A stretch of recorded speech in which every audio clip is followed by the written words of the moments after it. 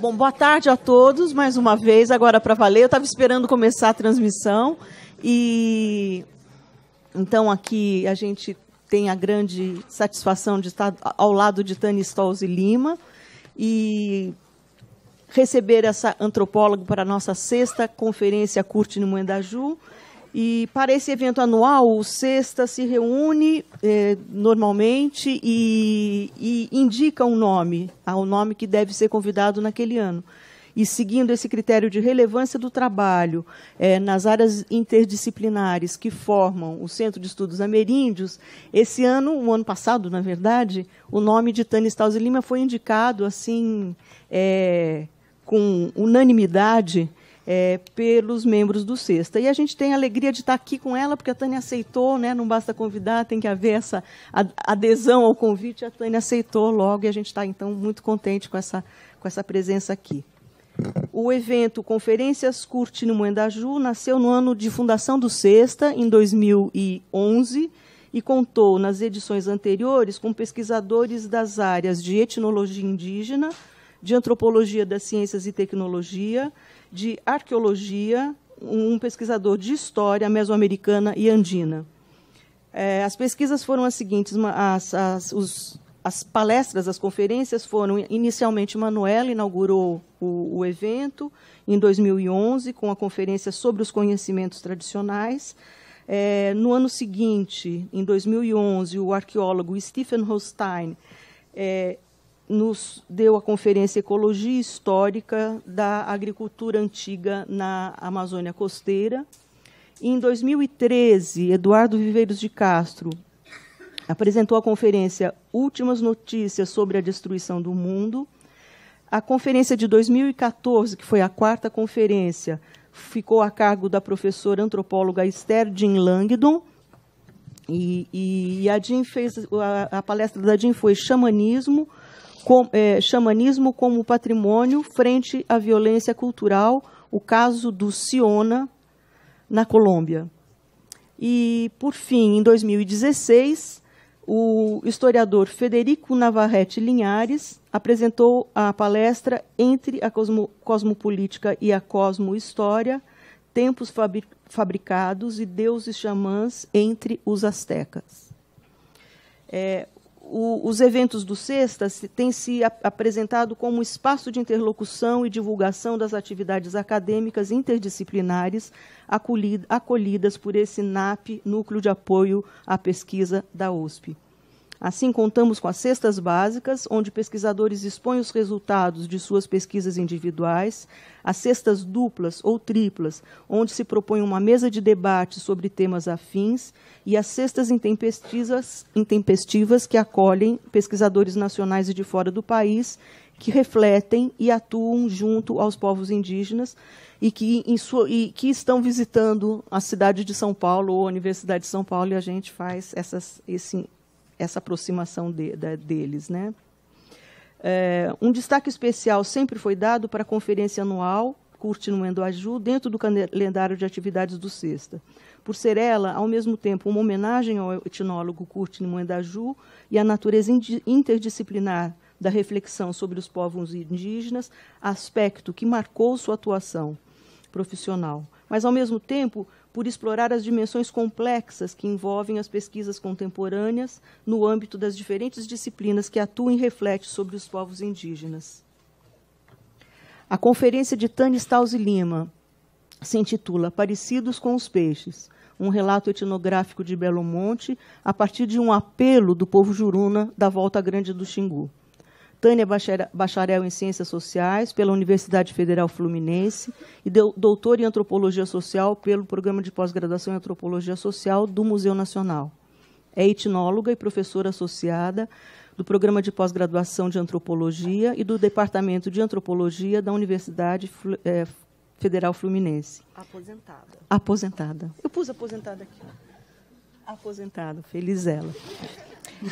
É pesquisadora do NUT, Núcleo de Transformações Indígenas, e participante da Rede Abaeté de Antropologia Simétrica, criada em 2005. Além de artigos publicados em revistas científicas nacionais e estrangeiras, ensaios que, pela densidade etnográfica, elegância narrativa e argúcia teórica, angariaram leitores fervorosos, entre eles o antropólogo norte-americano Roy Wagner, Tânia também é autora do livro Um Peixe Olhou para Mim, O Povo Iujá e a Perspectiva, que é um marco da etnologia das terras baixas sul-americanas. Sua longa experiência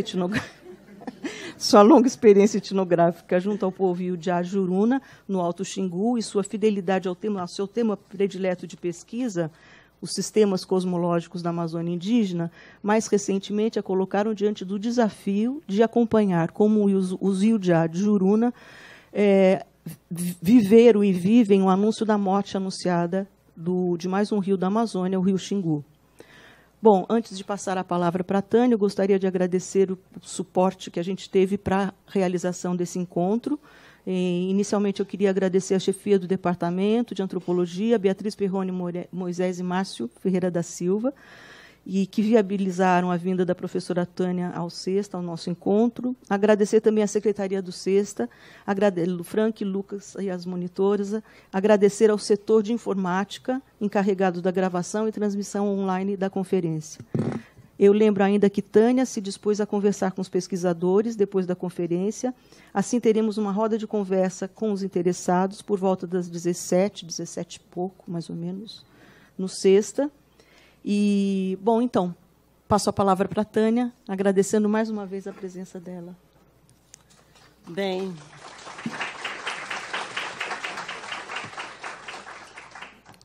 muito obrigada, boa tarde. É uma honra imensa para mim, o Sexta, me chamar para fazer essa conferência em Mandaju. E eu não sei se vocês estão ligados, mas, neste momento, há 2 centenários dignos de memória aqui. O trabalho de campo de Nimandaju entre os Chipaya e a publicação na revista Anthropos do seu valioso estudo intitulado Fragmentos de Religião e Tradição dos Índios Chipaya. Uma pequena obra que não se tornou célebre como o livro sobre os Guarani, as lendas da criação e destruição, mas que é tão merecedora quanto, pois se tornou um instrumento crucial do movimento de reapropriação cultural e recomposição política, ou da política contra o Estado, entre os Chipaya. Entretanto, como vim a descobrir 2 anos atrás, durante uma cauinagem em Tubatuba, se guarda entre os Chipaya contemporâneos um certo rancor por Nimandaju, por ter sido sua obra utilizada e por ser ela, portanto, utilizável pelos poderes a favor do Estado para declarar a extinção do Chipaya. No clima intenso da cauinagem, eu tentei deslocar a acusação feita a Nimandaju para Darcy Ribeiro, confesso isso.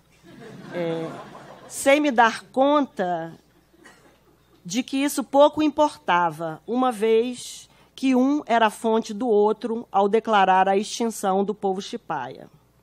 De fato, não escrevemos mais apenas para a sociedade nacional, nem podemos mais escrever unicamente sobre os povos indígenas. Talvez um dia consigamos aprender a escrever com. Informar, lamentar, denunciar são atos de fala fáceis de converter em decretos e provas da vitória colonial. Um risco que assombra a minha fala aqui, né? Essa conversão, essa apropriação. Por isso, eu não me sinto assim tão distante de 100 anos atrás, quando Nimandaju fez a sua pesquisa e publicou o seu texto, né? O meu texto se chama Parecidos com os Peixes, e ele é assim, um relato de Belo Monte a partir de um apelo do povo Iujá da Volta Grande do Xingu. O título é extraído de uma afirmação de um homem juruna chamado Jailson, que é a seguinte: nós e os peixes somos parecidos, né? Eu uso, então, a frase dele inteira como epígrafe, mas o meu texto tem outra epígrafe, tomada de Donna Haraway. Na barriga do monstro local, global, no qual eu estou gestando. Assim, o meu texto foi motivado por um convite que me foi feito pela Associação Iujá Murato Xingu e pelo Instituto Socioambiental para participar, em setembro do ano passado, da 5ª Canoada Xingu e de uma rede interdisciplinar de pesquisadores visando nossa colaboração em uma etapa crucial das lutas pela defesa do rio Xingu, no trecho da Volta Grande, situado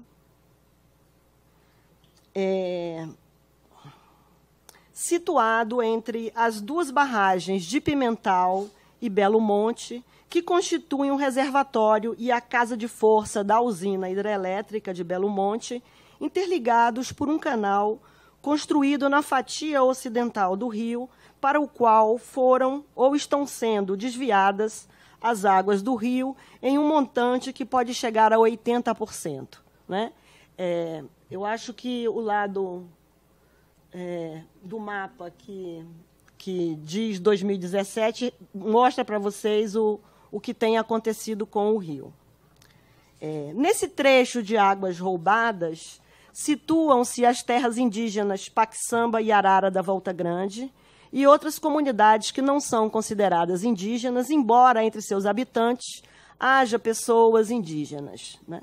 Em sua primeira edição, que remonta a 2014, a canoada se chamava Bye Bye Xingu, para assinalar a última oportunidade de se atravessar a Volta Grande com o fluxo do rio correndo livre. Planeja-se concluir a instalação das turbinas ainda faltantes neste ano de 2019. Com isso, a usina dispõe de licenciamento para praticamente interromper, durante um período de 6 anos, o pulso de inundação do rio Xingu nos 2/3 da Volta Grande que não foram alagados pela usina. Disse que isso é experimental, que é para ver o que vai acontecer. O que vai acontecer já está, entretanto, acontecendo, conforme apresentado e argumentado pelo Juruna durante a 5ª Canoada, a qual consiste em um manifesto, no dizer do cacique Giliardi, mas também em um seminário fluvial, no dizer da minha colega Thaís Mantovanelli, aqui presente, sem quem eu não teria feito esse texto. Né? Seminário e manifesto dedicados à divulgação do livro Xingu, um rio que pulsa em nós, cujo título é por si só eloquente, resultante de uma pesquisa colaborativa das famílias da aldeia Muratu com sua equipe com uma equipe multidisciplinar de pesquisadores da UFPA e UFSCar e com o ISA, a fim de monitorar de modo independente os impactos da usina sobre a pesca. Né? Eu peço a paciência de vocês, eu tenho uma sintaxe muito lenta e uma respiração também. Então, eu acho que eu vou eu vou iniciar construindo um contraste entre forças da vida e da morte, que penso traduzir os tempos sinistros e as violências de nomes inumeráveis implicados pela usina hidrelétrica de Belo Monte, as quais, no entender de Thaís Sante, procuradora do Ministério Público Federal, as quais configuram uma guerra entre mundos. No dia 8 de fevereiro de 2011, por ocasião de um ato em Brasília para protestar contra a concessão da licença de instalação da usina de Belo Monte, uma comissão foi recebida no Palácio do Planalto por Rogério Sotile, da Secretaria-Geral da Presidência da República. Queria-se entregar à presidente Dilma uma carta e um abaixo-assinado de mais de 600 mil assinaturas pedindo a suspensão da licença. O coletivo multidisciplinar de cientistas voluntários, que ficou conhecido como Painel dos Especialistas, havia divulgado, dias antes, uma nota pública alertando a opinião pública e as autoridades do governo e os cientistas quanto aos desastres ecológicos e culturais irreversíveis. Numa sala onde a comissão foi recebida com simpatia e condescendência por Sotile, Osimar Juruna, sem se deixar seduzir pelo tom amistoso, e antes de frisar que o Xingu é um patrimônio sagrado do povo Juruna, declarou o seguinte: o rio é nosso sangue, a mata é nossa alma, é dali que tomamos o nosso ar, que respiramos o nosso corpo. É essa analogia, para não dizer consubstancialidade, entre a pessoa e o território, esta afirmação de um vínculo consubstancial entre a composição dual de um e do outro, que quero pôr em contraste com outro episódio divulgado como o caso dos bagres, e que é igualmente significativo para o ponto de vista etnográfico desse relato. O caso dos bagres remonta a abril de 2007 e versa sobre o licenciamento das usinas Santo Antônio e Giral, no Rio Madeira. Conta-se que o parecer de 220 páginas, assinado por 8 técnicos do IBAMA, apontando a impossibilidade de atestar a viabilidade ambiental dessas usinas, enfureceu o presidente Lula durante uma reunião com o Conselho Político, né? O Conselho Político, entre aspas. Né? Agora não pode, por causa do bagre, jogar o bagre no colo do presidente. O que eu tenho com isso? Né? Teria dito o Lula. O bagre, tomado por Lula como meio para exprimir o comprometimento do presidente da República para com a legislação ambiental e a atividade do IBAMA, reduzindo-as a burocracias irritantes, era a dourada, um peixe que não é famoso apenas por seu grande porte, sua importância econômica e sua carne muito apreciada, mas, segundo o ictiólogo do INPA, Jansen Zuanon, pelas distâncias, é famoso pelas distâncias que percorrem para a sua procriação, saindo do estuário do Amazonas até o sopé dos Andes para a desova. Conta-se que Marina Silva acabou recebendo o apodo de ministra dos bagres. 2 anos mais tarde, uma matéria do Estadão, intitulada Lula não se esquece dos bagres do Rio Madeira, discorre sobre a revolta do presidente e lhe atribui a ironia que pode soar para muitos insuportavelmente arrogante e racista, né? A promessa de, ao deixar a presidência da República, comprar uma canoa para ele mesmo, o Lula, poder transportar os bagres até os Andes. Bem, permitam-me ler esse trecho da matéria. Numa cerimônia pública na semana passada, em Londrina, Lula não se conteve. Rememorou o episódio dos bagres do Madeira para dizer o quanto perdem tempo com teorias. E a matéria cita o Lula. Disseram que a gente não podia fazer hidrelétrica por causa dos bagres. Eu perguntei, que bagres? Aí, segundo Lula, ela, a Marina Silva, não conhecia o nome de nenhum bagre. E o Lula é citado na matéria. E eu falei, é o mandi-chorão que você está falando? É o bagre africano? É o pintado? É a pirarara? É o caxara? Na verdade, segue o Lula, né? Narrando no seu comício, na verdade, era uma coisa muito teórica. Fecha aspas. É por seu valor teórico que recupero esse episódio sombrio da nossa história recente. Ela dá expressividade ao que Lévi-Strauss, certa vez, se referiu como maldição milenar. Essa reivindicação a uma superioridade do antropo sobre os demais seres vivos. Essa pretensão à supremacia humana sobre as outras criaturas. Esse humanismo corrompido em que se supõe uma humanidade sempre definida de modo restritivo, ambiciosa em se fazer universal. Vale também relembrar a percepção de Lévi-Strauss de que a orientação desse princípio ontológico que corta os vínculos entre a humanidade e os demais viventes, né? Ou seja, a orientação do humanismo fundado nessa dicotomia estaria necessariamente votada, essa orientação, à expulsão de frações da humanidade para o suposto lado de lá. Bem, tem essa frase famosa do Lévi-Strauss, né? Mas isso não é tudo, né? Então, eu vou transformar essa frase e dizer que mas Lévi-Strauss não disse tudo, né?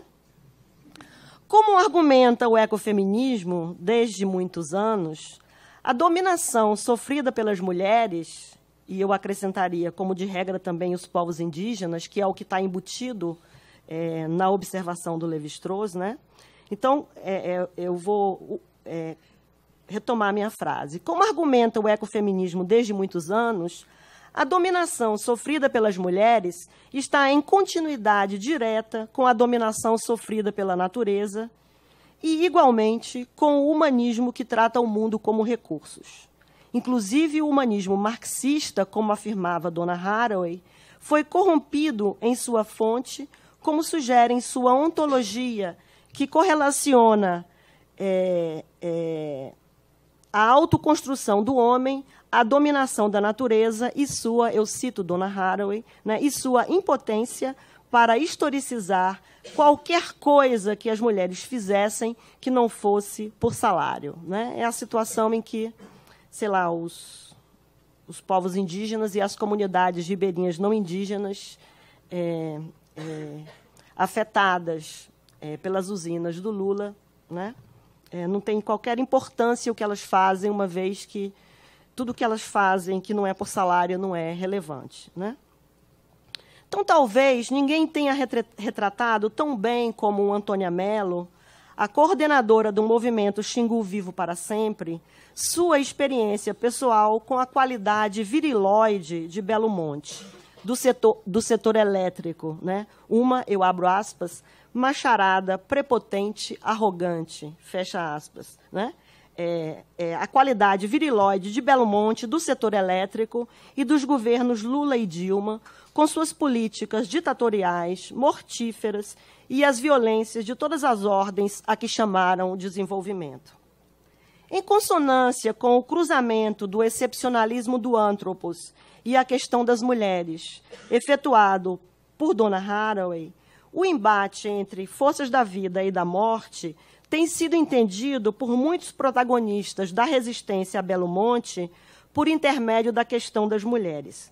Seja porque essa resistência é caracterizada como sendo essencialmente feminina, seja porque o rio é dito mulher, né? Ou ainda, na expressão oral quase aforística de Eliane Brum, Amazônia, para mim, desculpem, Amazônia, um lugar que, para mim, é o feminino, né? Não, já estava aqui. Para completar a alegoria, quero mostrar uma página de Nimandaju com uma composição muito bonita de desenhos feitos por uma mulher chipaia em 1917, né? Um desenho das personagens mitológicas que respondem pela criação dos rios Xingu e Iriri, sua configuração geológica, cachoeiras e corredeiras. Destas, as corredeiras, conta a narrativa que são barragens que fracassaram e que foram feitas para conter o avanço do demônio Pa'u, do demônio peixe Pa'u, que está na parte superior do desenho, né? Uma grande quimera da civilização canoeira do Xingu. Ela tem parte com os bagres, poderes de relâmpago, de sedução, e reúne em seu ser todo um leque de incompatibilidades entre a perspectiva humana do rio e a do Pa'u, né? Então, assim, eu considero que eu estava fazendo o preâmbulo da minha apresentação. A minha fala ela tem 3 partes. Talvez a primeira seja a mais cansativa. A última é muito curta. E a primeira se chama Cultura, embrólios, mal-entendidos, paradoxos. A região do Baixo e do Médio Xingu, incluindo-se a bacia do Iriri, é o berço de uma civilização de povos canoeiros e produtores de cervejas, de milho e mandioca, falantes de línguas tupi, da família que acabou sendo denominada pelo mesmo nome que falantes de alguma língua da família Tupi-Guarani deram ao conjunto desses povos, né? A saber, Juruna. Tratava-se de uma civilização multiétnica, guerreira, dotada de um forte senso de sua diferença em relação aos povos indígenas da floresta. Juruna se tornou também o nome de um desses povos, né? Cuja autodenominação é Iujá, um termo que se associa ao fato de ter sido no Rio Xingu que o Criador os ergueu, os trouxe à existência.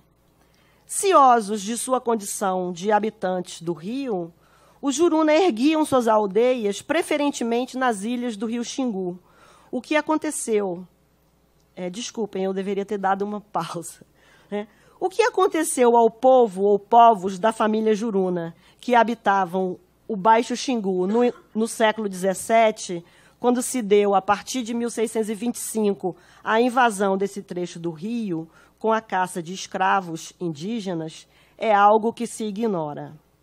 As grandes cachoeiras existentes na porção jusante da Volta Grande do Xingu, as barragens que deram certo, segundo o mito, né, limitavam ao norte o território dos Iujá, e elas foram uma barreira contra a conquista até pelo menos meados do século XIX. A economia da borracha, contudo, foi arrasadora para esses povos canoeiros. Os Arupaia e os Piapaia, além de outros cujos nomes nem aparecem nos registros históricos, foram extintos.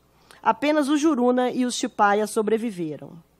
Por ocasião da expedição do conde Bismarck, em sua juventude, ao Médio Xingu, em 1842, estimou-se que o povo Juruna, vivendo em liberdade, somava 2.000 pessoas. Somava apenas 52 pessoas ainda em liberdade, segundo estimativa feita por Nimandaju em 1916.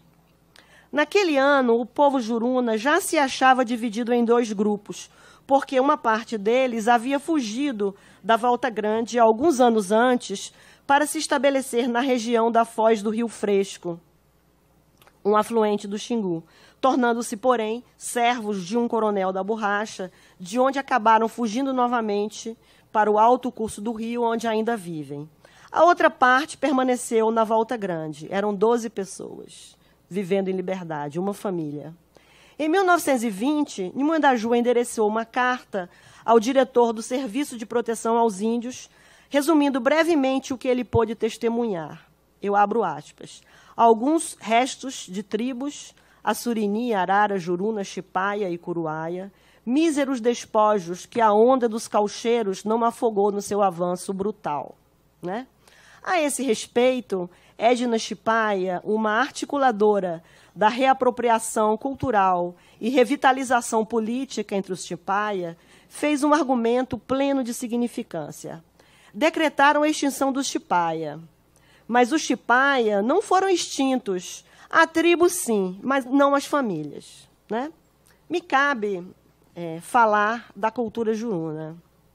Isso está contido no apelo em que me foi feito. Acontece que cultura quer dizer muitas coisas distintas. Né? O construto mais dramático e a ferramenta de conhecimento mais poderosa de nossa disciplina. 2.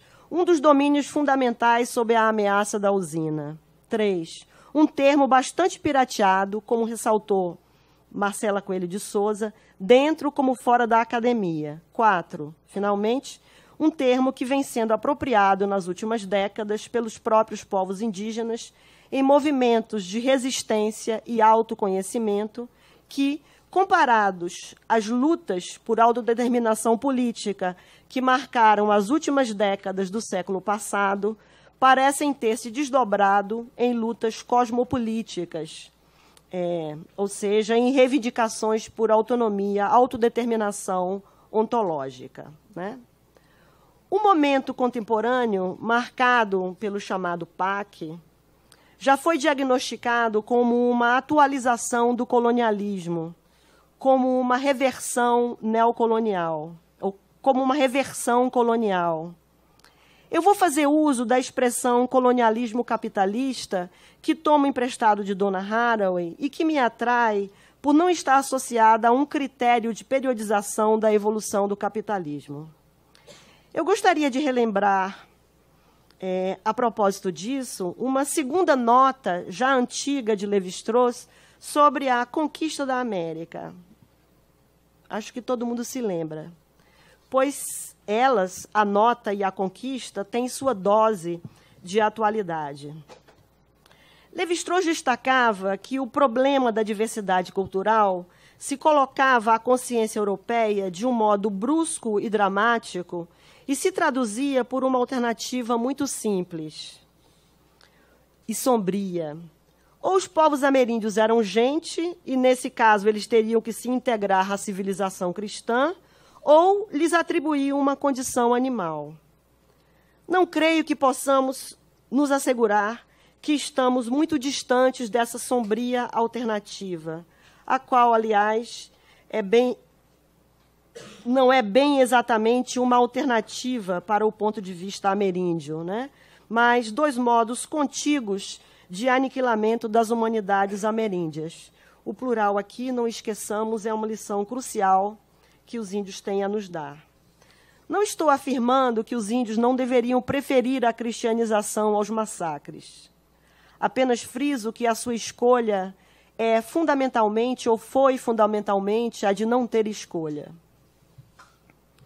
Apesar de suas diferenças significativas, e como notou Manuela Carneiro da Cunha, é inegável que, eu abro aspas, em muitos sentidos, diz a Manuela, catequização, civilização, progresso e desenvolvimento são avatares uns dos outros. A correlação de um desses modos de relação, o desenvolvimento, em outras palavras, o genocídio, em tempos de direitos humanos e leis ambientais, é o ponto nevrálgico do problema que atravessa esse relato, né? Em um artigo de 2011, Francisco Hernandes, que fez doutorado nessa universidade, não sei se trabalha aqui hoje, e Sônia Magalhães, coordenadores do coletivo Painel dos Especialistas, que analisou voluntária e independentemente o EIA, ou o Estudo de Impacto Ambiental de Belo Monte, né? Eles discutiram nesse artigo de 2011, com polidez, o espinhoso problema da participação e colaboração das ciências e de cientistas na desfiguração da democracia, como eles caracterizam, né?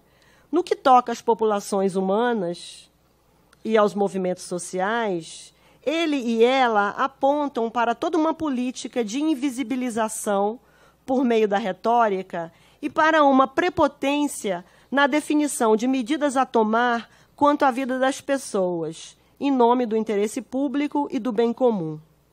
Preciso aqui enfrentar esse assunto espinhoso, enquanto ele versa sobre a apropriação da ciência e da atividade acadêmica pelo colonialismo capitalista para transformá-las em tentáculos desse imenso polvo sem cabeça, conforme a imagem que Éric Macedo propôs para descrever Belo Monte. Minha pergunta é: em que consistiria, no caso específico do Juruna, essa política de invisibilização? E a minha resposta será que ela passa principalmente por caracterizá-los como não tendo uma cultura própria. Logo, tudo se segue, né? Assunto que, na escrita, pertence quase sempre à ordem do não dito, ou do dito e do desdito, como a gente vai ver, mas, oralmente, não é raro se afirmar com todas as letras, né? Um artigo escrito a 8 mãos, também publicado em 2011, por Jaime Ribeiro Carvalho Júnior e coautores, arrisca-se no âmbito dessa retórica colonial e colonialista. Eu gostaria de me deter sobre uma passagem desse artigo, devotado, paradoxalmente, à etnoecologia da pesca juruna. Né? Eu leio. Os índios Iujá da Tei-Paxamba não se diferenciam socioculturalmente dos habitantes ribeirinhos do Médio Xingu, ou seja, todos se expressam unicamente em português. Não usam vestimentas típicas e adornos da cultura ancestral no dia a dia. As transformações pelas quais os Iujá foram submetidos, desde as conquistas pelos portugueses até os dias atuais, contribuíram para a sua dispersão, para o decréscimo populacional e para a constituição de famílias com não indígenas e com indígenas de outras etnias, formando as famílias caboclas. Né? Eu sigo lendo. No entanto, vejam que interessante. No entanto, os Iujá, tanto os residentes da Tei-Paxamba, quanto do município de Altamira... só um segundo, eu deveria ter trocado minha imagem. Né? No entanto, os Iujá, tanto os residentes na Tei-Paxamba, quanto os do município de Altamira, guardam, em situações festivas e de guerra, uma identificação muito forte com os Xingu. Quer dizer, em situações festivas e de guerra. Né? E sua paisagem percebida em suas narrativas cosmohistóricas, na pintura corporal, nas canções Iujá e no artesanato. Né? Esta é uma argumentação que é quase desnecessário comentar, de tanto que ela me evoca, e eu quero que evoquem vocês também, a famosa anedota da chaleira, narrada por Freud, para ilustrar uma estrutura argumentativa fundada em afirmações incompatíveis e mutuamente excludentes, de tal modo que qualquer que seja a afirmação pela qual se decida como válida, o sujeito se acha absolvido. Né? Conta a anedota freudiana que o indivíduo acusou o outro de ter lhe devolvido furada a chaleira que lhe emprestou. Ao que se defende o vizinho afirmando, primeiro, que devolveu a chaleira sem qualquer dano. Segundo, que a chaleira já estava furada quando a pegou emprestado. Terceiro, que não lhe havia tomado emprestado chaleira alguma. Né? É uma surpresa para a Thaís essa anedota. Né? É verdadeiro que as comunidades juruna e as comunidades ribeirinhas não indígenas, dentre as quais algumas são, se não muitas, contam com pessoas juruna e de outros povos, dependem de uma matriz sociocultural de grande difusão ou muito antiga entre os povos indígenas ribeirinhos da Amazônia. E que, por isso mesmo, um foco menos distorcido seria conduzir ao juízo inverso, afirmando-se que os ribeirinhos não indígenas, em grande parte migrantes do Nordeste ou descendentes seus, absorveram e foram absorvidos por uma matriz sociocultural ameríndia muito antiga. Né? Em segundo lugar, a constituição sociocultural de povo algum pode ser decepada de forma adventícia de sua territorialidade e de sua história.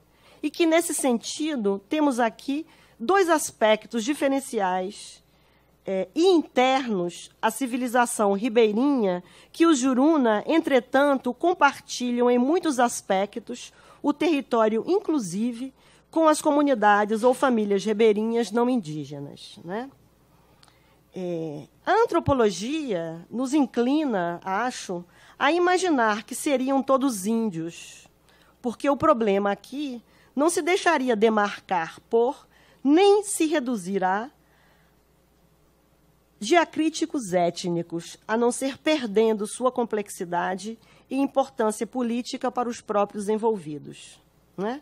É um contexto que envolve relações simbióticas no sentido próprio da expressão, né? Entre índios e não índios, de modo que tudo o que uns e outros não poderiam ter deixado acontecer, tudo o que não permitiram para si mesmos, foi perder sua heterogeneidade. uma pergunta, né? Será que quanto mais estabelecida a suposta massa dos indiferenciados, melhor se exerceriam e se auto-justificariam práticas científicas como ilustradas por esse artigo? Aliás, esse artigo de Carvalho Júnior e outros, né? Aliás, uma nota de rodapé de Oswaldo Sevá indica que a invisibilização se nutre do double bind ou da retórica da chaleira desde muito tempo. Numa palestra em 2001, o funcionário da Eletronorte e professor da UNB, Antônio Coimbra, disse: 1. Que os povos indígenas não seriam afetados por Belo Monte. 2. Que os índios da região nem eram mais índios. 3. Mostrou fotografias de como viviam em palafitas que sequer tinham um vaso sanitário. E 4. Disse que os atingidos teriam compensações muito beneficiadoras, né? Carvalho Júnior e os coautores professam uma teoria adâmica do conhecimento indígena. Os Juruna observam a vida dos peixes e reconhecem. E nesse golpe, não apenas se destitui toda a propriedade intelectual do riquíssimo conhecimento indígena sobre os peixes, sobre o qual o artigo oferece um bom inventário, como, à guisa de ampliação, entre aspas, né, desse conhecimento, se o expropria, né? Ou seja, para usar o adjetivo usado por Lévi-Strauss, né? Como os índios produzem muitos conhecimentos positivos, isto é, muitos conhecimentos coincidentes com os conhecimentos da ciência, então esses conhecimentos não são cultura indígena, né? Eles podem ser ampliados, né? Então, né? Então, como eu dizia, né, não apenas se destitui toda a propriedade intelectual do conhecimento indígena, né, como, à guisa de ampliação desse conhecimento, se o expropria, restando ao Juruna o estatuto de público-alvo, né, entre aspas, também é a categoria que se usa, né, em meio a essa tentativa de humilhação. Eu vou ler para vocês. Quase conclusão do artigo. Consideramos que os Juruna estão aptos para participarem de oficinas de manutenção em cativeiro e contribuir com suas experiências em áreas naturais, a fim de viabilizar a manutenção e a produção de algumas espécies, principalmente as ornamentais. Havia muita pesca ornamental na Volta Grande, né? Porque exigem menor área para cultivo em cativeiro, com maior valor agregado, né? Fim da citação.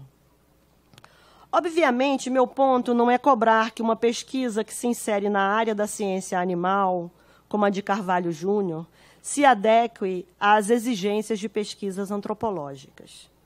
Até onde vai meu entendimento nessa matéria? Eu vou dramatizar um pouco, né?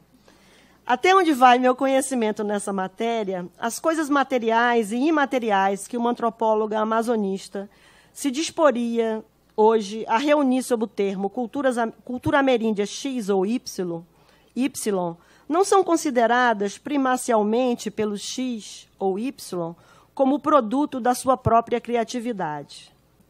É claro que essa antropóloga procuraria resolver esse paradoxo complexificando a questão antropológica da cultura para nele inserir esse detalhe, entretanto, muito crucial. E, com isso, se deixaria em aberto ou ressurgiria, à guisa de um retorno do recalcado, a questão de como se configuraria nessas culturas algum domínio da responsabilidade humana. Estou, claro, parafraseando Roy Wagner, quem contribuiu singularmente para uma reconfiguração do conceito de cultura, colocando-o sob o risco dos desafios impostos à nossa imaginação pelos povos que estudamos.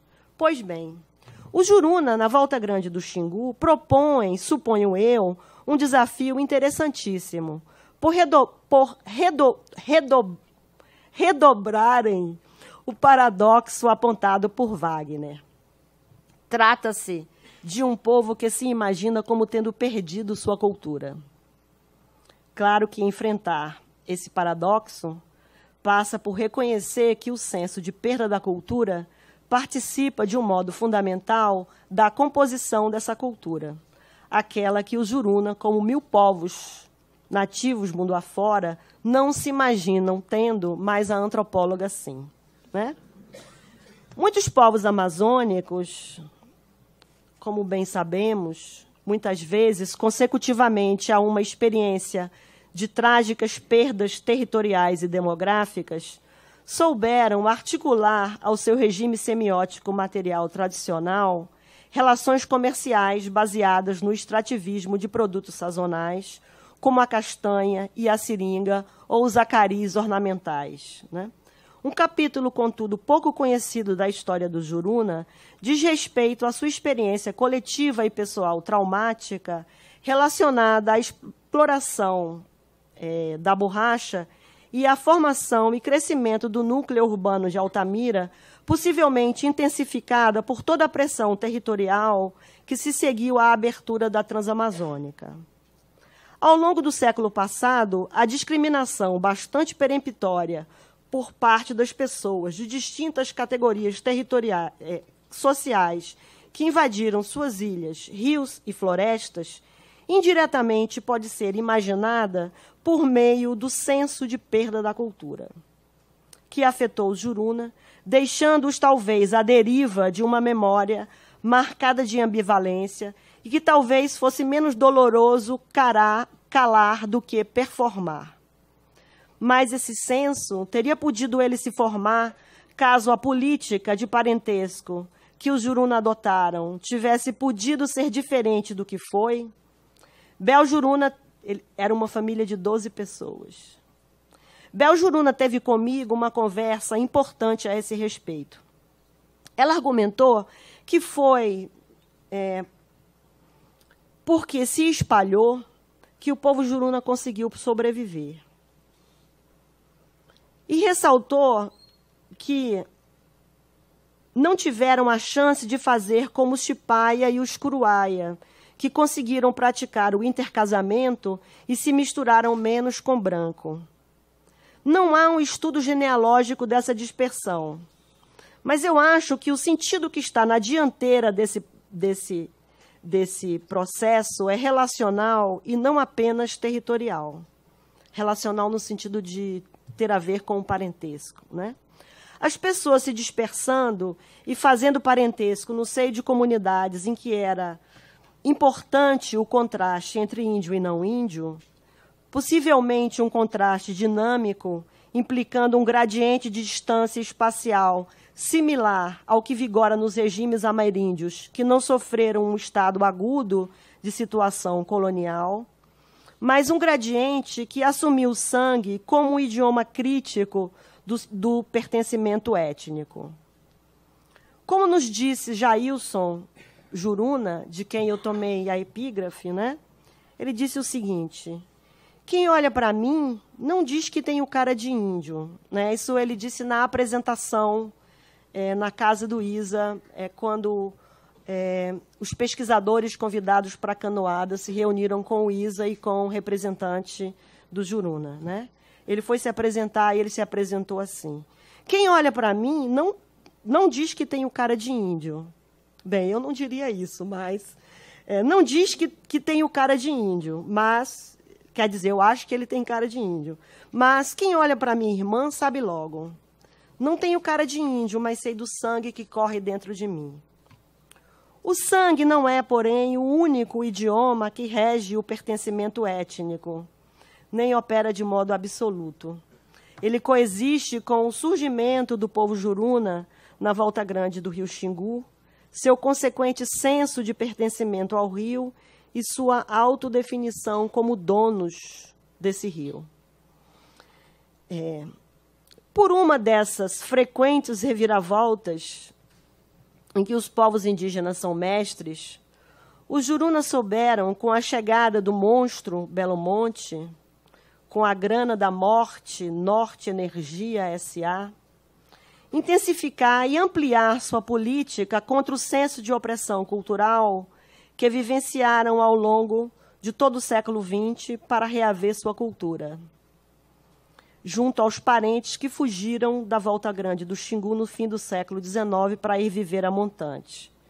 Cultura representada pelas artes que envolvem o corpo, né? Representada fundamentalmente pelas artes que envolvem o corpo, canções, danças, desenhos gráficos aplicados ao corpo e outras superfícies.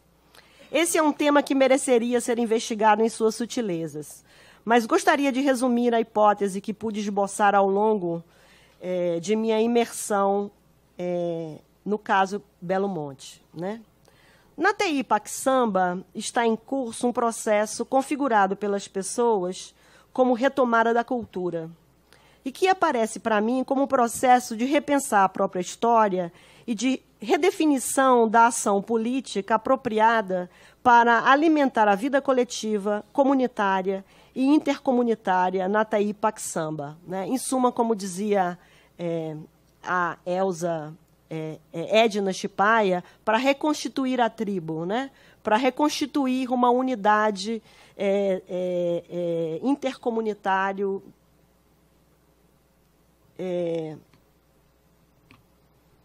para constituir as famílias como um povo, né?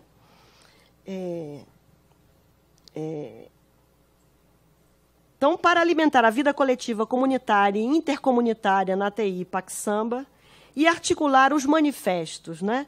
Como são chamados os atos de resistência. A recriação das relações com os parentes que habitam a montante, se elas colocaram os Juruna da Volta Grande como aprendizes e os do Alto Xingu como mestres da cultura, elas foram, contudo, submetidas a um operador de igualdade que transforma o novo nexo entre os dois grupos em uma espécie de troca virtual, fundada justamente na diferenciação entre cultura e território, né? O que veio a ser argumentado habilmente entre os Juruna do Alto pelo cacique da aldeia Muratô, Giliardi, né?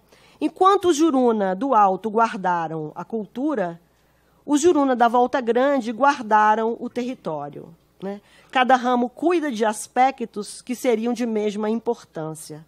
Quanto a mim, que sou obrigada, por meu próprio ofício, a não reificar o contraste entre cultura e território, eu encaro esse contraste como um dado etnográfico do ramo da cultura juruna que permaneceu na Volta Grande. O ponto 2 da minha hipótese. É parte do discurso e da política energético-barrageira, né, por meio do PBA-CI, né, Plano Básico Ambiental Componente Indígena, né? É parte desse discurso e dessa política a pretensão de capturar para o âmbito de sua própria ação o movimento cultural do Juruna, a fim de impô-lo como uma ação compensatória pela usina. A autocracia energético-barrageira, com sua pretende fazer existir uma oposição absoluta entre a cultura e o território, de maneira que a expropriação territorial que se vem efetivando e que é inseparável da expropriação ontológica é mascarada por um suposto fortalecimento cultural do qual o empreendedor, por intermédio de seus pesquisadores e pesquisadoras terceirizadas, né, por meio do qual o empreendedor deve aparecer como o patrocinador. Terceiro ponto da minha hipótese. No Alto Xingu, ao que tudo indica, há uma abordagem do tema da reapropriação da cultura um tanto diferente. Ronaldo, da aldeia Furo Seco, com quem eu havia, da TI Paxamba, com quem eu havia convivido em 2016, ao longo do mês que ele passou em Tubatuba, em processo de resgate cultural, né? Ronaldo estava, durante a canoada, ansioso para me contar a história do que lhe dissera o cacique de Tubatuba, na hora da sua despedida, né? No dia em que Ronaldo foi embora. Ronaldo me disse que era uma história tão bonita. Foram essas as palavras do cacique para ele. A cultura daqui vocês não vão levar, não. Porque a cultura daqui está com as mulheres. São elas que cuidam. São elas que trabalham com a mandioca. Vocês também são iujá, mas vocês têm a cultura de vocês. Por razões certamente diferentes das de Ronaldo, também eu achei bonita e me alegrei com a alegria de Ronaldo, né? E a fala do cacique, né? Sua ideia de que são as mulheres que seguram a cultura em Tubatuba, pondo o trabalho feminino com a mandioca como um componente da mais alta importância para demarcar o espaço-tempo da cultura iujá do Alto Xingu como uma singularidade e um patrimônio inalienável. Entre pesquisadores e pesquisadoras, eu encerro aqui como se diz, a lista de argumentos que compõem minha hipótese. Entre pesquisadores e pesquisadoras que participam da ciência barrageira, é como se esse povo encarnasse a prova viva do êxito das políticas de assimilação e integração, e, por isso mesmo, um povo merecedor de sua temível preocupação e seu funesto interesse em propor projetos que garantam sua sobrevivência sob o regime da autocracia energético-barrageira da Volta Grande, né? Eu vou fazer um pequeno parênteses. A expressão autarquia barrageira, autarquia energética, eu tomo do professor Célio Berma, do Departamento de Energia e Ambiente dessa universidade, né? Mas eu estendo o tracinho barrageira porque... Então, né, interesse em propor projetos que garantam sua sobrevivência, a sobrevivência dos índios, sob o regime da autocracia energético-barrageira na Volta Grande. Sei que me cabe explicitar o que estou entendendo por ciência barrageira. O insight é que ela assume o pressuposto de que Belo Monte é uma realidade, desde antes da concessão do licenciamento de instalação, né? E hoje é uma realidade ainda, né?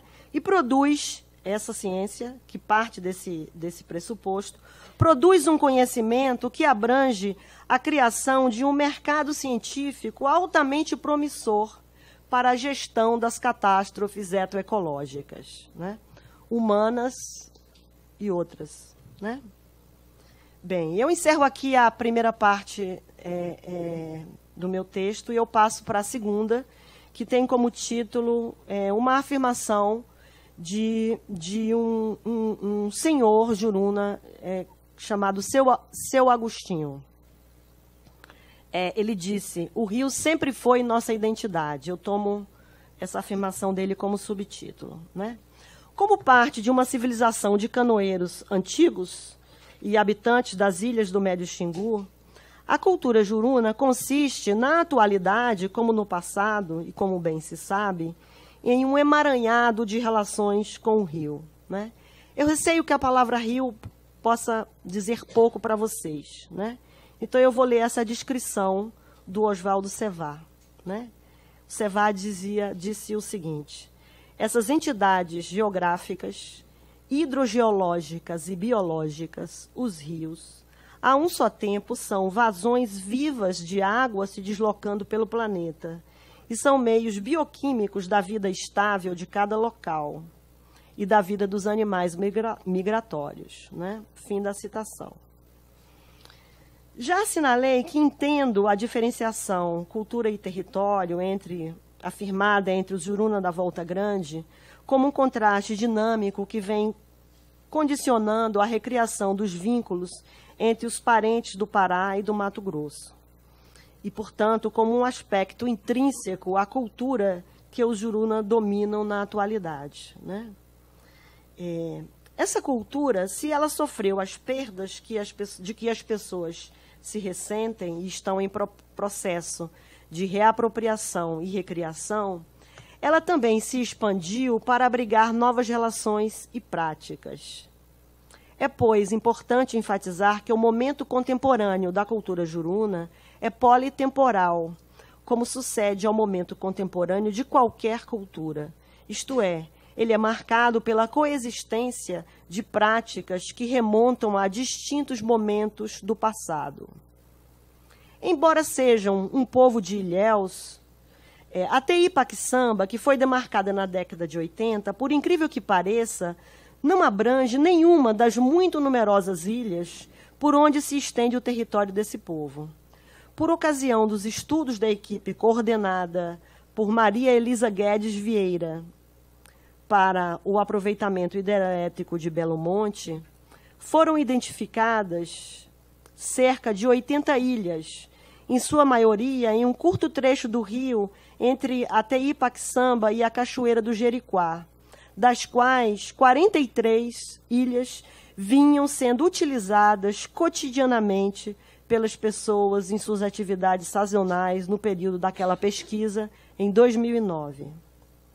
Estudos de ampliação da Teipa Quiçamba para uma parte das ilhas do Rio foram realizados em 2000 e consta que sua nova configuração teria sido homologada em 2012, mas ainda não se efetuou a demarcação.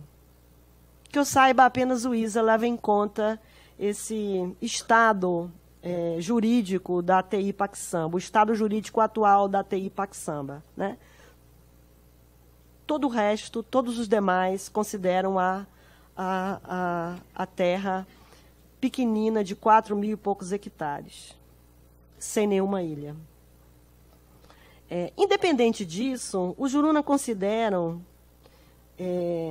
como o seu território tradicional a região da Volta Grande, que é a sua área de ocupação imemorial. Manuela Carneiro da Cunha, certa vez, afirmou o seguinte: embora não tenha uma noção de propriedade individual da terra, sociedades indígenas souberam complicar os direitos sobre o intangível muito além da nossa imaginação. Segundo entendo, o que a Manuela está apontando contempla algo mais do que nos diz nossa compreensão sobre a distinção entre o caráter individual ou coletivo da propriedade da terra. Pois, com efeito, o povo Juruna se atribui a propriedade imaterial de todo o trecho do rio que, desde várias décadas, foi ocupado pelas comunidades de ribeirinhos recentemente expropriadas e destroçadas nas ilhas e outros marcos geográficos em toda a área alagada pela usina de Belo Monte. Não estou dizendo que o Estado Nacional deveria reconhecer os direitos dos Jurunas sobre essa área, mas que esse povo considera toda a Volta Grande do Xingu como seu patrimônio intangível e inalienável, pois se trata menos de entender que eles dispõem do rio como sua propriedade coletiva do que de se conceberem como sendo do rio, pertencentes ao rio, quer dizer, ao rio que os tem. E os Jurunas seriam, nesse sentido, arrisco-me a dizer, uma propriedade do rio, como percebeu com argúcia Eliane Brum. Um signo disso que estou afirmando, e que é de amplo conhecimento de seus parceiros e parceiras da resistência, sobressai quando os Jurunas se põem a falar do rio e oferecem frequentemente indícios de que entendem seu vínculo com o rio como recíproco, usando muitas vezes a metáfora da procriação ou do companheirismo, uma metáfora poderosa que lhes exige que eles assumam a responsabilidade pelo cuidado com o rio. Esse, o lado fascinante do pensamento indígena, que é preciso pôr em destaque para termos em conta a violência que ameaça sua existência. Se tem como uma relação de imanência o vínculo entre o rio e os Juruna, o rio e a identidade Juruna, o rio e o nosso costume, como as pessoas dizem, ou entre o rio e a cultura, como eu mesma, por força do hábito, prefiro dizer. Esta reciprocidade de perspectivas e esta imanência são como que os pilares ou as faces da autodefinição do Juruna como uma humanidade singular. Enquanto tal, esse povo corre o risco de ser drasticamente esmagado em sua própria humanidade pela concepção e política redutoras do rio à fonte de recursos naturais. De sua cultura a um modo de vida, a um modo de subsistência, que era garantido pela exploração dos recursos naturais oferecidos pelo rio, recursos que, com a morte do rio, supostamente poderiam ser substituídos ou compensados por recursos que derivariam dos projetos de geração de renda financiados e vigiados, direta ou indiretamente, pelo chamado empreendedor. Durante a abertura do seminário fluvial, Bell nos disse que tinham necessidade de nós, pesquisadores e pesquisadoras, tinham necessidade de que nós colaborássemos com os conhecimentos de nossas diferentes áreas e nos afirmou que os Juruna sabiam o que está acontecendo com o rio, seus peixes, tracajás e sarobás, pois estão acompanhando a vida dos peixes, seu estado de saúde, a restrição de suas migrações e seus hábitats sazonais de alimentação e desova. Falou-nos do temor de que os igapós virem um cemitério de árvores, enquanto estão querendo obrigar os Juruna a aprender a trabalhar na terra, a se tornarem plantadores de cacau, criadores de galinha. Eu cito Bell. A gente fala que o nosso costume é o rio, mas a gente não é ouvido. E Bell vinculou a vida do Juruna ao rio e a vida do rio ao Juruna. Ela disse, o rio sem o Juruna não tem vida. Pode-se dizer que os Juruna são notavelmente seletivos nos peixes que fazem parte de seu cardápio. Pescaram para consumo próprio entre os anos de 2014 e 2017 apenas 23 espécies. Possuem conhecimentos, ora muito detalhados, sobre pelo menos 160 espécies, de um conjunto de 450 espécies. Tomarei a liberdade de deslocar de seu contexto essa notável declaração de um homem Juruna, não identificado, transcrita no artigo etnoecológico de que discuti acima o juízo de indiferenciação do povo Juruna. Né? Esse homem disse... É muito bonito o que ele disse. A gente está em busca de novas variedades de peixe. A pesquisa é mais antiga do que o início da construção da usina. Né? Essa é uma declaração valiosa. Mais antiga do que, mas em um tempo em que a usina já é uma realidade, né? Ela já era afirmada como sendo realidade. Essa é uma declaração valiosa justamente por nos permitir evocar uma orientação ameríndia que vem sendo bem investigada no registro da horticultura. Né? Todo mundo sabe que a biodiversidade tornou-se um valor crucial de nossa época. Mas, pelo menos para a gente das ciências humanas e sociais, eu suponho, esse é um valor abstrato. Não há dúvida que um valor relativamente análogo, ou que poderia ser considerado análogo, mas que é muito antigo, existe entre os povos ameríndios, entre quem, certamente, ele assume um caráter muito concreto. De um ponto de vista antropológico, né, pode-se dizer que o pensamento ameríndio, a se julgar por suas mitopraxis, ou seus regimes semiótico-materiais, como prefiro chamá-los aqui, né? A biodiversidade não apenas tem a sociodiversidade como seu complemento imediato, mas está subordinada a um outro valor, a periodicidade. Isto é, aos ritmos espaço-temporais dos outros seres vivos e de outros existentes. Né? Como sabemos, povos amazônicos são particularmente sensíveis à marcação espaço-temporal de sua existência pelo regime das chuvas, a ela articulando, como também se sabe, seu calendário anual. E, por esse modo, tornando notavelmente distintas, quero dizer, sazonais, suas próprias atividades produtivas, educativas, lúdicas e político-cerimoniais. Isso dota as culturas indígenas de uma afeição interessante, talvez pouco ressaltada. Por meio da sazonalidade deliberadamente imprimida às ações humanas, essas culturas se inserem em teias de relações etecológicas multiespecíficas. Em outras palavras, elas se fazem engrenar no que poderíamos chamar de máquina cósmica.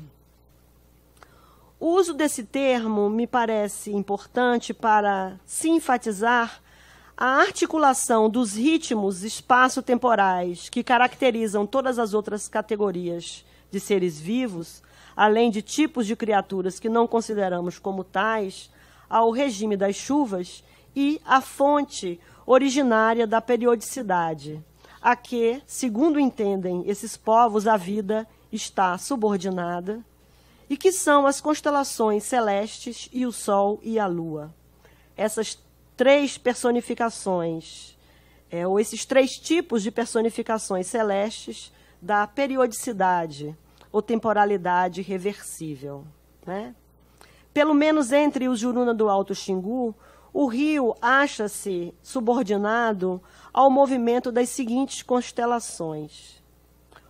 O rio e a chuva acham-se subordinados ao movimento das seguintes constelações: Órion e as Pleiades, personificações do caçador e do articultor, trazem os ventos que levam as águas do rio e impõem a vazante, né? Os nomes indígenas, ou tradução dos nomes indígenas, né? Urubu e cabeça de inimigo, que provavelmente correspondem a Corvo e Íades, personificam a guerra e trazem os ventos que trazem as águas da chuva, provocando a enchente. Não por acaso, um modo muito difundido de se imaginar o fim do mundo é como queda do céu. Tem-se o hábito de caracterizar a sazonalidade dos mundos indígenas amazônicos, distinguindo-se unicamente duas estações, segundo o regime das chuvas. Pode ser que isso seja suficiente para a descrição dos caçadores, dos povos caçadores da floresta, mas não é esse o caso para povos canoeiros como os Juruna ou para povos pescadores como os Enauê-Nenauê. Vendo o Márcio aqui, me lembra isso.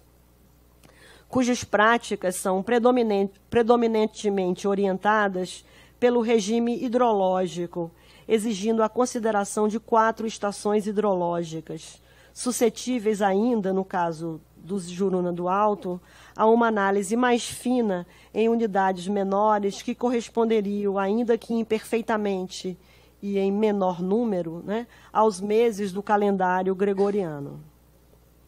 É verdadeiro que os postos de saúde e as escolas indígenas pareceriam operar como forças centrípetas que promovem um certo desaceleramento dos movimentos de criação e inserção em teias multiespecíficas, ao modo de certos nódulos que freiam o movimento das pessoas em suas práticas de ocupação territorial, como também é verdadeiro que elas se esforçam para controlá-los.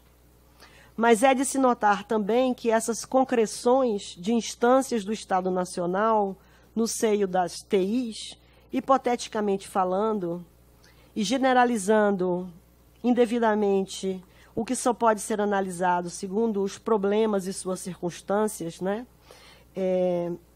Mas elas, hipoteticamente falando, ainda são suscetíveis de absorção pela máquina cósmica, né? Como sucede com as relações comerciais envolvendo produtos extrativistas.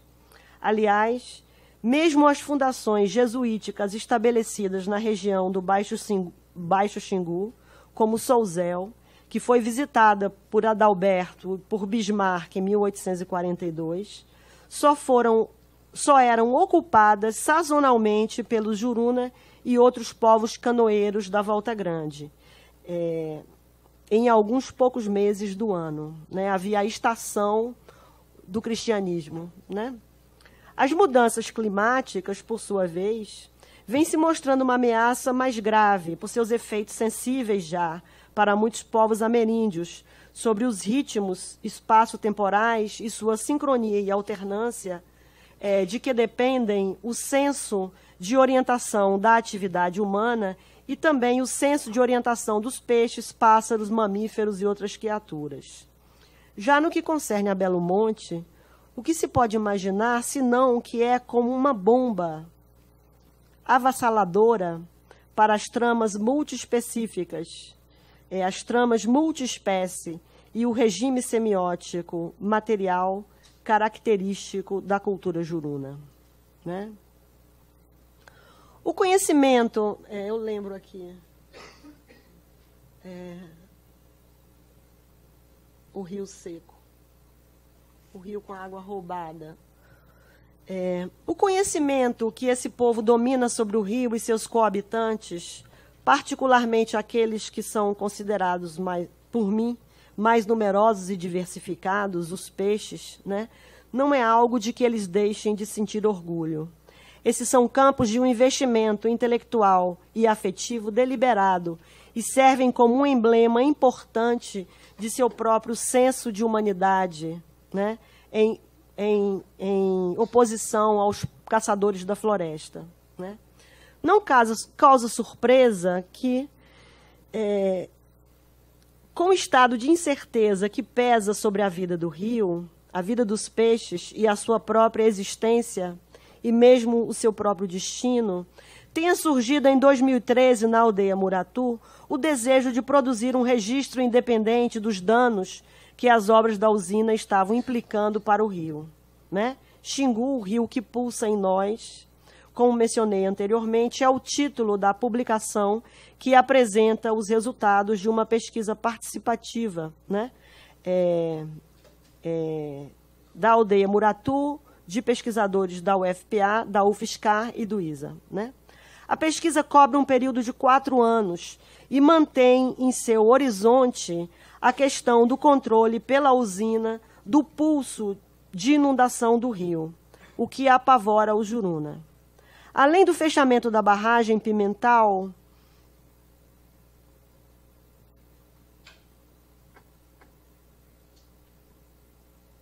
não sei se dá para vocês verem, não adianta. Infelizmente, eu fiz uma imagem muito ruim. Fiz uma cópia muito ruim da imagem. Né?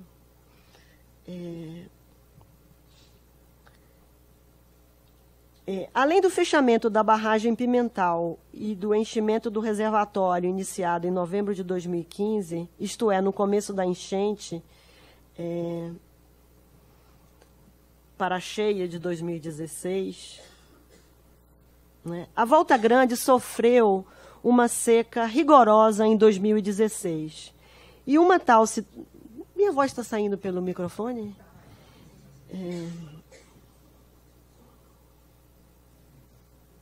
Eu perdi a minha linha, eu vou achar. Né? A Volta Grande sofreu uma seca rigorosa em 2016. E uma tal situação acabou por servir como laboratório em que os Juruna podiam antever o que sucederá ao rio. E assim denominaram 2016 como o ano do fim do mundo. Ao menos em parte, essa foi uma caracterização apropriada para os peixes que, como o curimatã, realizam o curimatá, realizam migrações laterais para ir morar na floresta aluvial entre os meses de janeiro a maio, quando retornam para os canais do rio. Nenhum dos caminhos de Piracema do Curimatá foi alagado. E os peixes dessa espécie pescados no mês de julho tinham, com efeito, em seu interior, o invólucro da ova seca. Do mesmo modo, os tracajás, que se alimentam no inverno, eles são, como os ursos, né, como nos disse Jailson, pois engordam uma estação para resistir à outra, né? Eles são como os Iudiá, que pescavam, os Juruna, que pescavam os acaris no inverno para sobreviver no verão, né? Com o dinheiro ganho da pesca ornamental.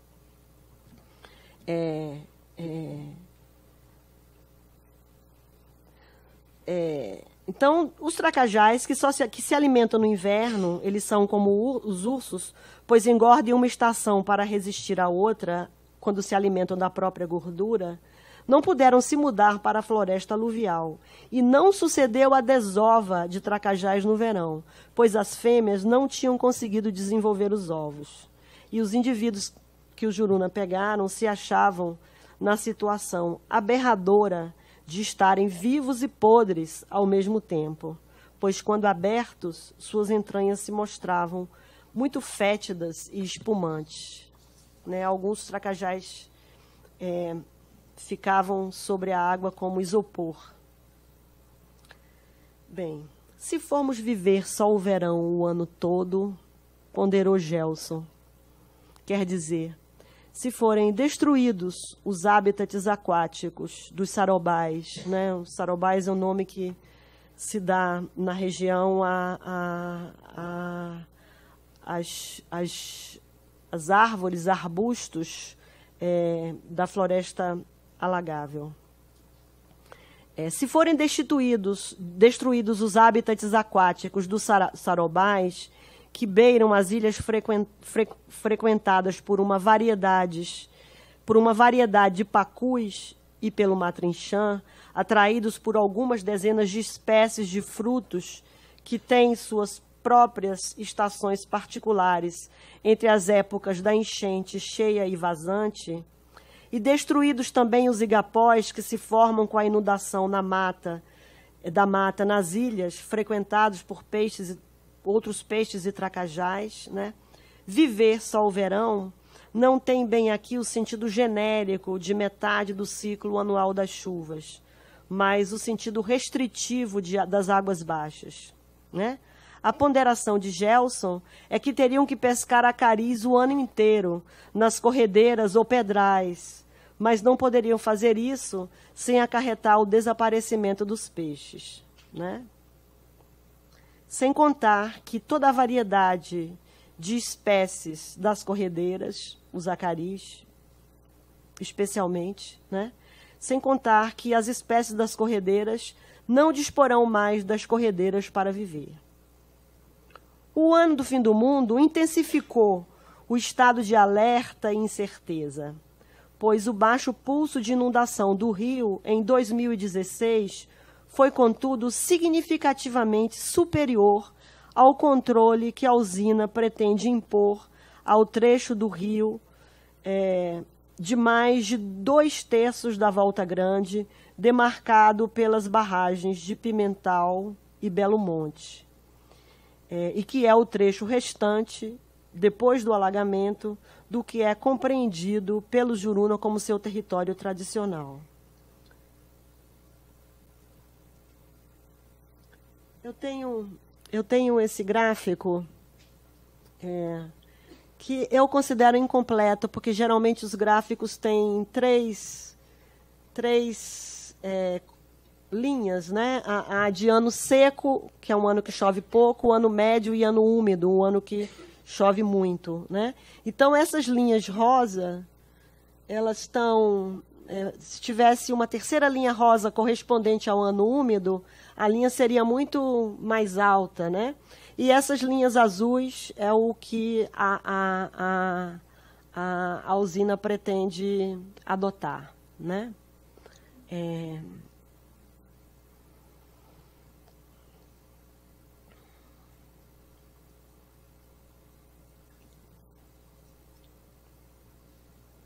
Em uma das praias onde acampamos durante a canoada, o professor Natanael Juruna tocou a muitas de nós participantes do seminário fluvial. Em sua intervenção, ele exprimiu o estado de incerteza sobre a possibilidade de permanecer o povo Juruna vivendo na Volta Grande. e em um tom de calma inimitável e intraduzível, contou para uma plateia de classe média alta das principais metrópoles brasileiras que viver no Rio, ser do Rio, é um modo de se ser rico, por assim dizer, ele acrescentou, né? Menos, talvez, em respeito à possível vaidade de sua plateia, do que para fazer-se entender aquilo que, como disse Eduardo Viveiros de Castro, um índio é outra coisa que um pobre. Natanael manifestou, sem nunca perder a suavidade de seu tom, uma certa revolta pelo pouco caso que os mandantes de Belo Monte dão às preocupações com o futuro e aos conhecimentos do Rio de que o seu povo é guardião.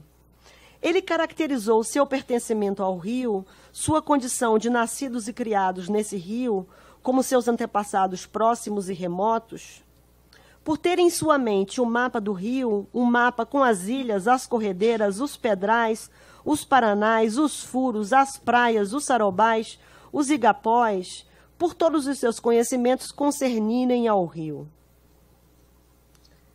Querem agora secar o Rio. E ele disse, dizem que vão monitorar. Mas que monitorar o quê, rapaz? Se nós é que conhecemos o Rio e sabemos o que vai acontecer. Natanael prosseguiu afirmando que podia sair navegando mesmo nas noites escuras em sua canoa, com segurança e facilidade, passar corredeiras, que ele sabe os caminhos, que sabe estimar a largura desses caminhos e podia remar no escuro sem se chocar nos pedrais.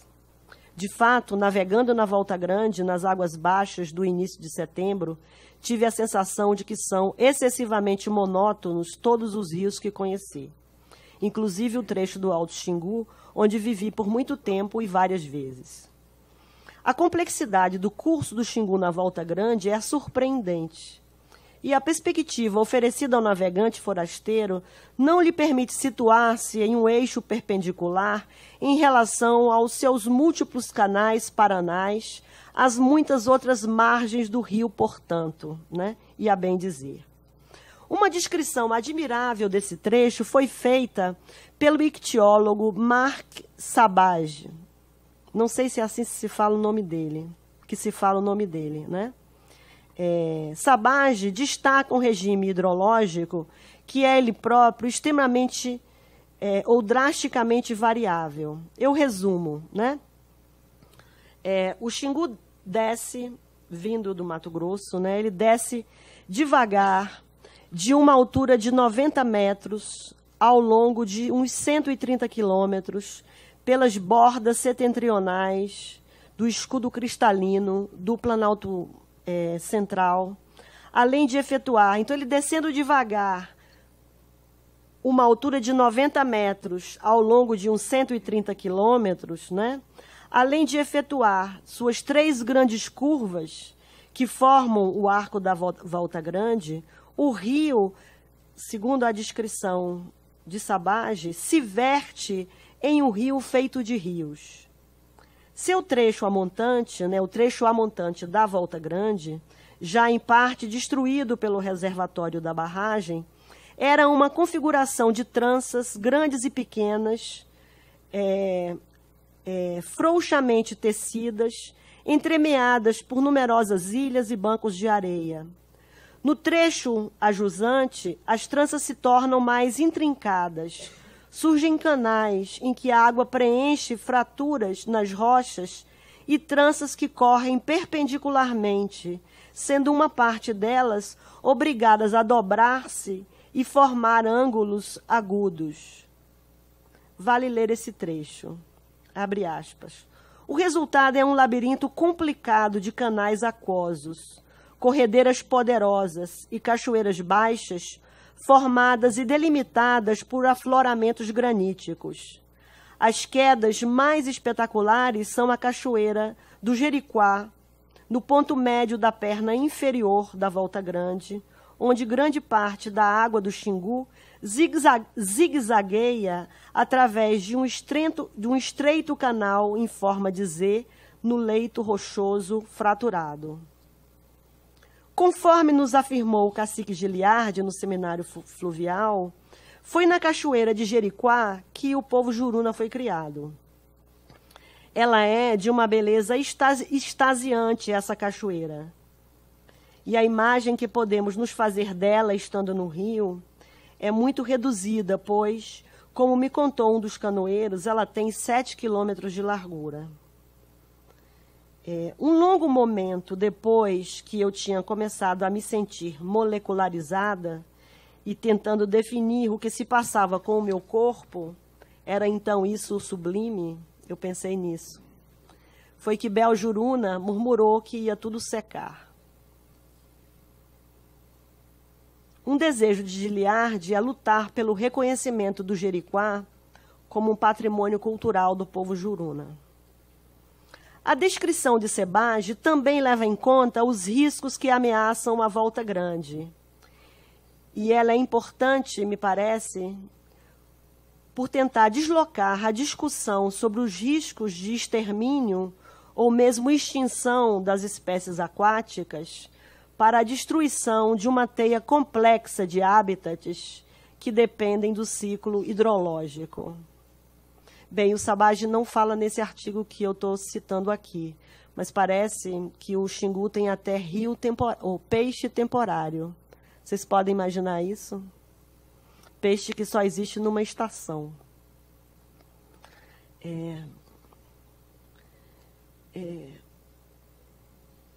Como é que é? Ele chama a atenção para a destruição de uma teia complexa de hábitats que dependem do ciclo hidrológico, o qual apresenta um índice de variação extremamente singular, né?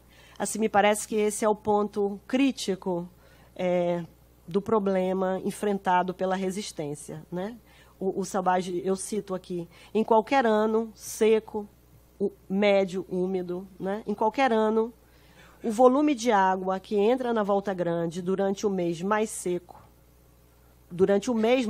outubro, é de apenas 4 a 7% do pico do fluxo, representando uma queda de 5 metros no nível do rio. Né? Eu não sei se vocês estão... Né? Em outubro, tem apenas... Você vai ver que por aqui fica outubro quase até fevereiro, até janeiro, né? E depois outubro recomeça em julho, aqui, junho, né? É apenas 4 a 7% do volume de água do rio. Em períodos em que o rio se vê demasiadamente seco, né, nos meses, né, em que o rio está muito seco, e sua morfologia se apresenta como um rio de rios menores, riachos e córregos, muitos dos variados hábitats em que ele se distribui acham-se isolados das tranças principais de sua água. E sua água, nos ambientes com menor volume de água, não apenas sofre alteração química, como pode se tornar até 10 graus mais quente. No período da cheia, mas isso dura pouco, né? Durava pouco.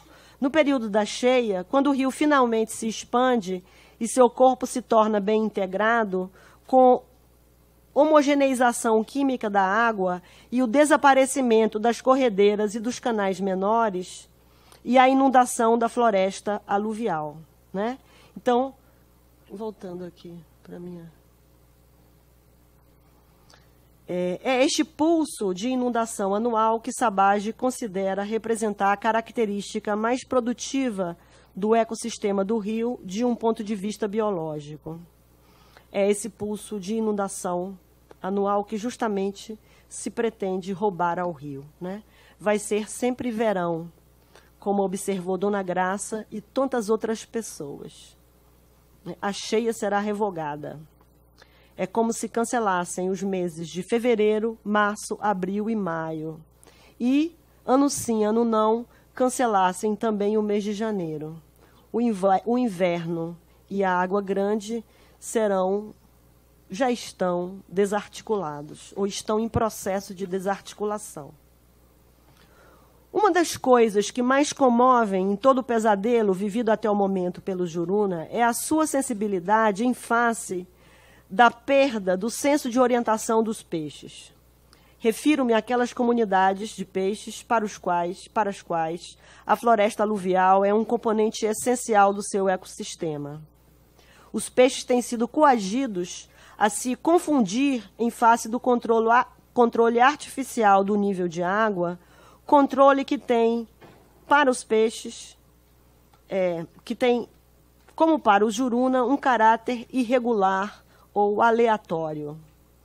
Na tarde de sua apresentação no seminário fluvial, Jailson descreveu-nos um quadro sobre o que tem sido a liberação aperiódica de água pela barragem de Pimental, como provocadora de um efeito maré, o que faz os peixes agirem como fazem na enchente, mas logo o refluxo vem. A água baixa. Quem andar nos caminhos dos peixes na planície alagável vai encontrar os seus corpos ressecados. É o que eles encontram. Bel, cuja companhia pude desfrutar no primeiro dia da canoada, durante a travessia do Lago da Barragem, comentou comigo: fazendo esse monitoramento, de vez em quando eu sinto que estamos monitorando nossa própria morte lenta. Faltou-me coragem para levantar a questão dos territórios Juruna subaquáticos, habitados pelas almas dos mortos, inteiramente destruídos pela usina no trecho do reservatório. Essas malocas subterrâneas, cujo teto era assinalado pelas formações rochosas mais altas, me assombraram durante a travessia, durante toda a cauinagem, durante toda a canoada. Não é realmente, eu fiquei totalmente embriagada. Até lamentei não ter levado um álcool escondido. Essas malocas subterrâneas me assombraram durante toda a travessia, porque elas são consideradas pelos Juruna que foram viver a montante um aspecto importante de sua existência, pois o estilo de vida que ali existe remonta aos tempos antigos e oferece-se, por meio do xamanismo, como uma fonte de autoconhecimento. Por não poder perguntar sobre essas malocas, por não conseguir perguntar a Bel sobre essas malocas, eu fiz a ela a mais envergonhada das perguntas sobre quem era que morava lá no fundo. A cobra grande e outros bichos grandes que nem são conhecidos, sobre os quais as pessoas dizem sentirem-se as suas futuras vítimas. As suas vítimas futuras. Porque quando acabar o peixe de que se alimentam e os poços onde vivem forem desaguados, são os Juruna mesmo que estarão à sua frente. E Bel completou: nós não reconhecemos mais o rio, e o rio não nos reconhece mais. Né? Os Juruna não são os únicos a destacarem as consequências possíveis da ofensa ao rio e seus habitantes canibais. Né? Existe um parque que habita a imaginação de pessoas que conheci.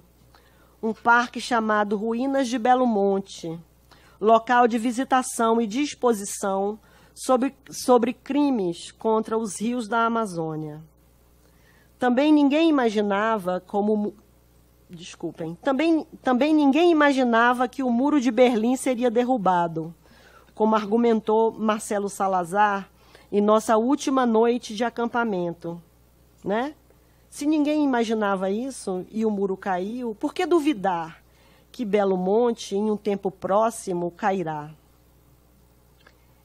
Esforcemo-nos para isso. Parece ser essa a única direção de uma luta que deseja ir até o fim. Né? Uma luta que só reconhece recomeços, que só conhece recomeços. Né? Dom Erwin, numa entrevista a Eliane Brum, tomou o problema de um ângulo interessante ao apontar para uma ontogênese do rio, um rio em estado de devir, rebelde à grande divisão reificada, reificante e imposta pela ciência barrageira entre o biótico e o abiótico, né? Acho que eu nem vou ler. Ele diz assim: posso ser considerado ingênuo, mas eu ainda não acredito que estejamos na casa do sem jeito. Eu não conhecia essa expressão, né? A casa do sem jeito. Tenho até a sensação de que o próprio Rio Xingu, eu sigo lendo a fala do Dom Ervin, o bispo do Xingu, né? Tenho até a sensação de que o próprio Rio Xingu não vai ficar quieto enquanto querem matá-lo. Os geólogos e gente que entende do assunto falam no Xingu como um rio que ainda está in statu fieri. Eu não sei pronunciar. In statu fieri. Quer dizer, ele explica, ainda não está pronto, ainda se constitui, se constrói, se mexe, se impõe. Tendo ido conhecer a Volta Grande no mês de setembro, quando as águas estão baixas, viajei para lá novamente em fevereiro desse ano, após um seminário com o Juruna e a equipe do ISA e a rede de pesquisadores em Belém. Mesmo depois de tudo que narrei, eu desejava conhecer a Volta Grande na cheia. Que tolice. Eu sabia, mas não sabia. Na aldeia Muratu, as pessoas dia a dia comentavam a alteração do nível do rio. Um dia tem mais água, no outro dia tem menos água. Estava chovendo bastante, mas isso não tinha mais efeito significativo sobre o nível do rio. A cheia não tem mais e a floresta aluvial está ressecando. Deveria ser a estação da pesca do curimatã, mas a comunidade desse peixe fica totalmente desorganizada com o regime da maré. O curimatã vem buscando as pedras para como uma alternativa para a desova, mas sua ova é devorada pelos outros peixes. As meninas de Bel, que me hospedou, pedem à mãe que construam um quarto no terreno mais alto da aldeia, onde possam passar a dormir para não serem pegas de surpresa por um alagamento repentino da aldeia durante a noite. No terreno da aldeia anteriormente alagável, fez-se um campo de futebol. Se o que se tem como certo é que o rio vai secar, a suspeita medonha é que a barragem vai estourar. Como disse Tião, da aldeia Furo Seco, a toda reclamação feita pelo Juruna, Belo Monte coloca uma empresa para acalmar o pessoal. O regime de maré, como apontou Osimar no seminário, funciona, na verdade, como um esgoto.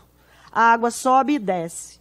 O rio não corre mais com velocidade e os barrancos de terra ou areia erodidos pelas chuvas não são arrastados pelas águas. Acredito que o hidrograma é o nome desse regime de vazão que se pretende impor à Volta Grande, né?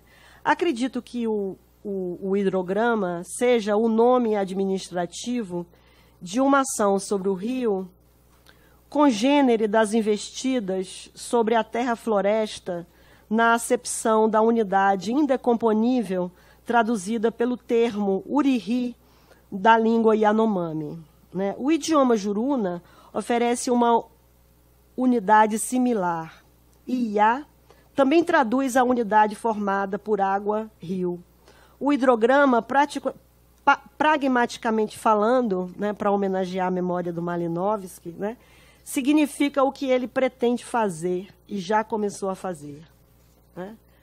A ruptura do vínculo entre o rio e suas águas. A ruptura do vínculo do rio com seu pulso de inundação evoca, me parece, com precisão, a figura da morte, a figura do mal presentes em uma análise muito conhecida de Lévi-Strauss na aula inaugural. É sobre o mito ameríndio, um mito iroquês, que discorre sobre a suspensão da variação sazonal e a revogação do verão. Trata-se de um problema que o pensamento mítico articula ao incesto e ao enigma. Enigma este que, como argumentou o autor, pode ser exprimido por diferentes formas de disjunção entre pergunta e resposta. A esfinge de Sófocles é uma das figurações desse enigma. Desenvolvimento foi esta a resposta que Bell deu, sem hesitar, a Cibele Forjás, ao ser indagada se ela tinha, nessa história de Belo Monte, alguma pergunta que deveria ser respondida. Né? A resposta de Bell foi desenvolvimento. Me conforta pensar que desenvolvimento, esse dragão, o belo monstro, a eletromorte, a morte-energia, ou a estranha catedral, para usar a expressão de um historiador, que fez uma pesquisa sobre essas mega-obras do governo durante a ditadura, da ditadura militar. Né? Ele chamou a usina de Itaipu, a Transamazônica, de estranhas catedrais. Né? Esta quimera do antropoceno que ameaça a Volta Grande do Xingu. Então o que eu estava dizendo era, me conforta pensar que tudo isso participa do problema de comunicação pensado por esse conjunto de mitos. Para tão funestos acontecimentos, não se deve mesmo, como argumentou Primo Levi, buscar uma compreensão. Expoliação da vida orgânica e inorgânica, expropriação de mundos humanos multiespécie e dinâmicos, submissão da existência a um regime de extinção em massa, com a promessa de escrutinar seus despojos para estimar seus estoques e seu estresse. Submissão dos povos indígenas à sua engenharia social, à sua ingestão humanitária, dita geradora de renda. Tudo isso emprestando-lhes o próprio humanismo de ocasião para impor-lhes aquários, viveiros, galinheiros, plantações de cacau, maquinários e patati, patati, patatá, como sintetizou o poeta de Adeus às Sete Quedas. Né? Soma-se a isso uma bolsa alimentação. Mas, para mim, o apogeu e a alegoria de Belo Monte estão dadas na programação e administração de cursos de educação ambiental e gestão territorial aos povos indígenas.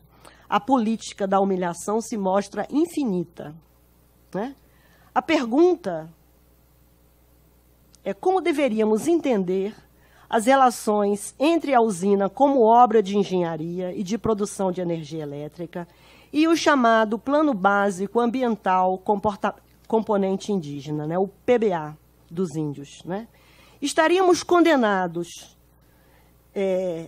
a entender esse PBA nos termos da autocracia barrageiro-energética e da legislação ambiental, como medidas compensatórias, mitigatórias, que sei eu, ou temos a obrigação profissional e o dever ético de compreender isso como uma obra de engenharia social em continuidade imediata com a obra de engenharia Tucur. Né? Bem, essa é a minha inquietação. Né? O PBA é a Bíblia. Né?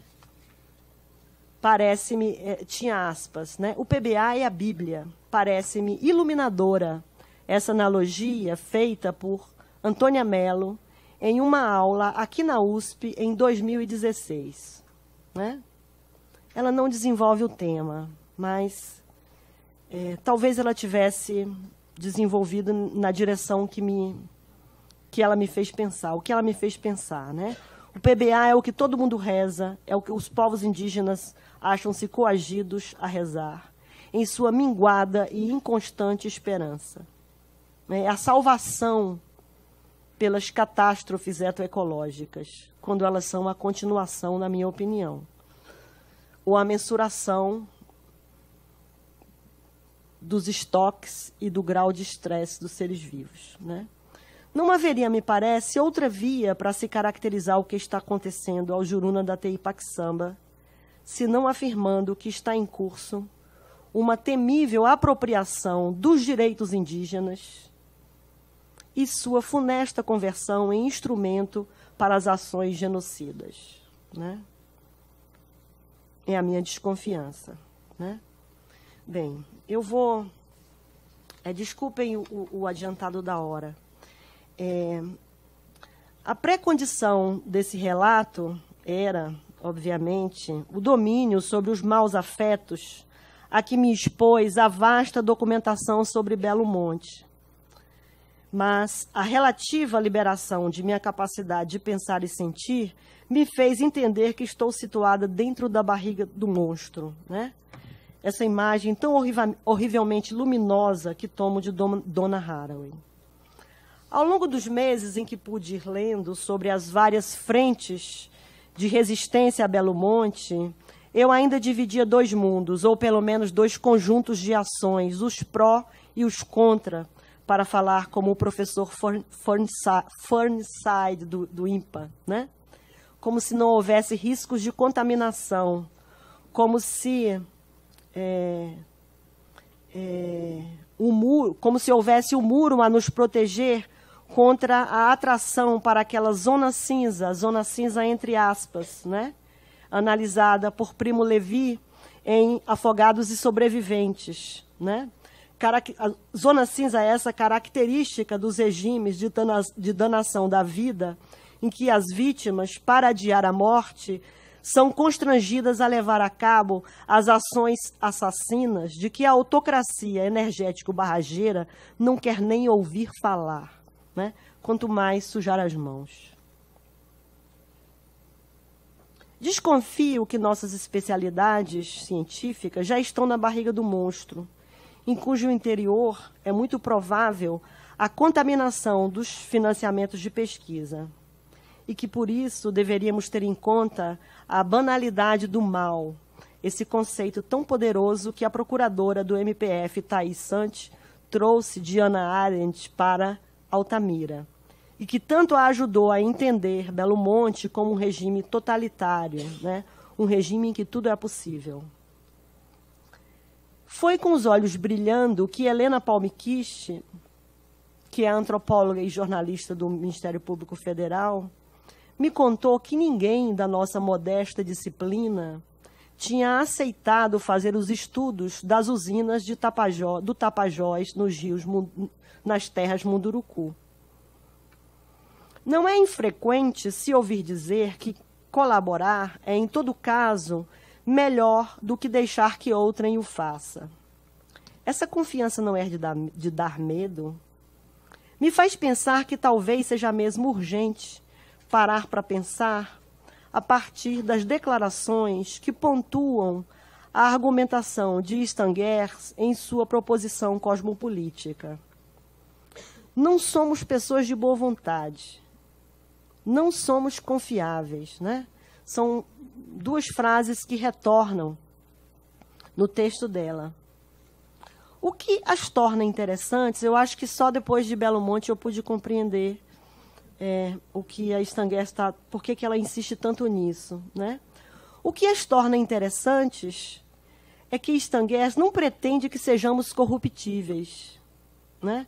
Suas declarações estão como que liberadas do confinamento na moral, ao ponto de se tornarem contraintuitivas, pois sua intuição seria antes afastar qualquer juízo a respeito da natureza humana, da qualidade moral de uma pessoa.